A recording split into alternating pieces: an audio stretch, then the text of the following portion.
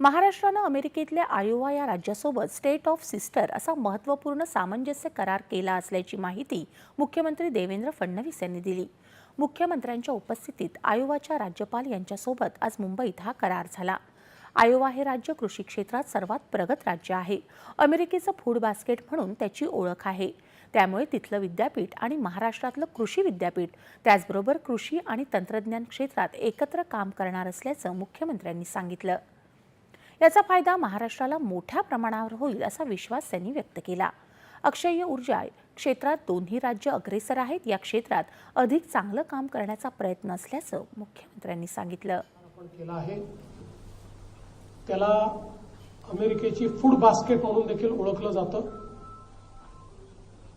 आणि म्हणून विशेषतः कृषी आणि कृषी तंत्रज्ञान एकत्रित काम करण्याचा आम्ही निर्णय घेतलेला आहे। डिजिटलायझेशनच्या क्षेत्रामध्ये देखील कोलॅबोरेट करण्याचं आम्ही ठरवलंय। हेल्थच्या क्षेत्रात, आरोग्याच्या क्षेत्रात देखील आम्ही काम करणार आहोत। रिन्युएबल एनर्जीत अधिक चांगलं काम कसं करता येईल याचा प्रयत्न आम्ही करणार आहोत। इनोव्हेशनचं क्षेत्र असेल, टेक्नॉलॉजीचं क्षेत्र असेल, या सगळ्या क्षेत्रांमध्ये हे काम करायचं आम्ही निर्णय केलेला आहे।